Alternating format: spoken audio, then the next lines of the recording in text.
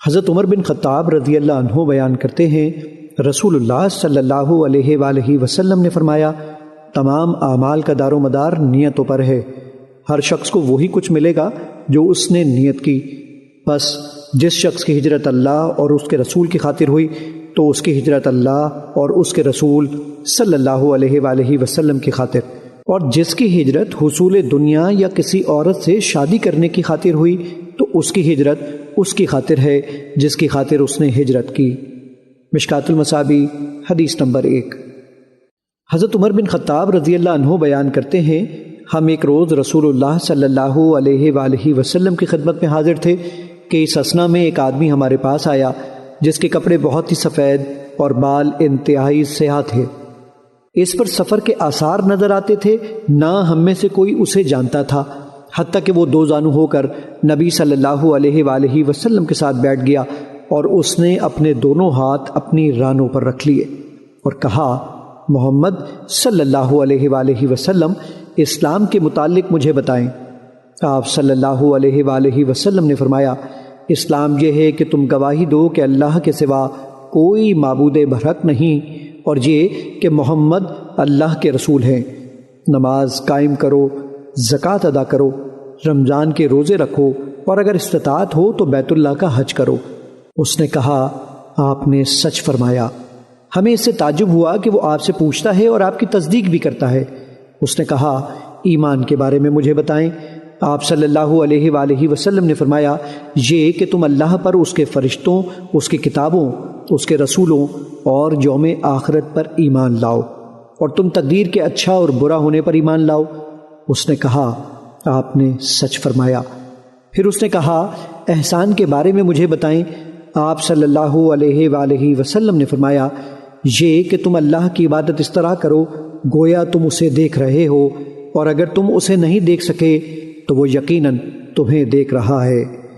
اس نے کہا، قیامت کے بارے میں مجھے بتائیں۔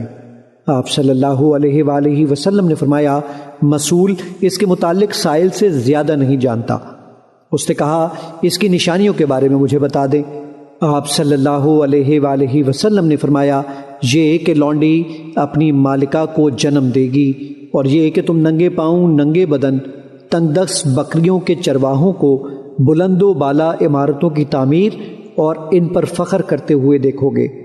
عمر رضی اللہ عنہ نے فرمایا، پھر وہ شخص چلا گیا۔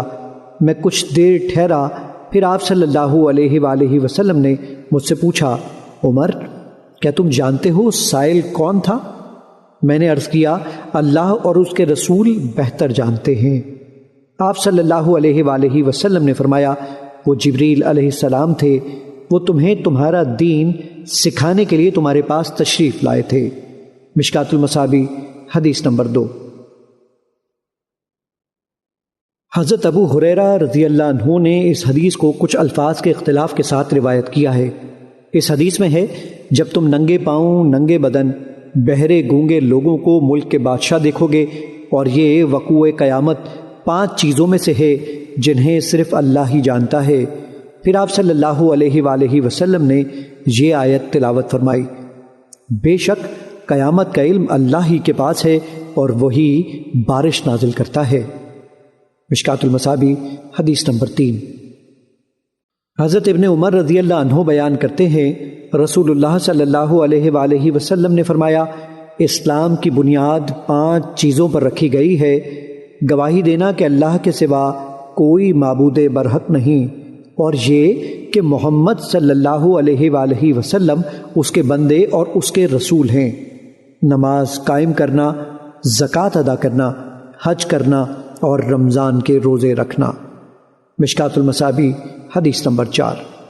حضرت ابو ہریرہ رضی اللہ عنہ بیان کرتے ہیں، رسول اللہ صلی اللہ علیہ وآلہ وسلم نے فرمایا، ایمان کی 70 سے کچھ زائد شاخیں ہیں، ان میں سے سب سے افضل یہ کہنا ہے کہ اللہ کے سوا کوئی معبود برحق نہیں، اور سب سے ادنا یہ ہے کہ راستے سے تکلیف دہ چیز کو ہٹا دینا، اور حیا بھی ایمان کی ایک شاخ ہے۔ مشکوٰۃ المصابیح حدیث نمبر 5۔ حضرت عبداللہ بن عمرو رضی اللہ عنہ بیان کرتے ہیں، رسول اللہ صلی اللہ علیہ وآلہ وسلم نے فرمایا، مسلمان وہ ہے جس کی زبان اور ہاتھ سے مسلمان محفوظ رہیں، اور مہاجر وہ ہے جو اللہ کی منع کردہ چیزوں کو ترک کر دے۔ یہ صحیح بخاری کی روایت کے الفاظ ہیں، جبکہ صحیح مسلم کی روایت کے الفاظ ہیں۔ فرمایا کہ کسی آدمی نے نبی صلی اللہ علیہ وآلہ وسلم سے دریافت کیا، کون سا مسلمان بہتر ہے؟ آپ صلی اللہ علیہ وآلہ وسلم نے فرمایا، جس کی زبان اور ہاتھ سے مسلمان محفوظ ہوں۔ مشکات المصابیح حدیث نمبر 6۔ حضرت انس رضی اللہ عنہ بیان کرتے ہیں، رسول اللہ صلی اللہ علیہ وآلہ وسلم نے فرمایا، تم میں سے کوئی مومن نہیں ہو سکتا حتیٰ کہ میں اسے، اس کے والد، اس کی اولاد اور تمام لوگوں سے زیادہ محبوب نہ ہو جاؤں۔ مشکات المصابیح حدیث نمبر 7۔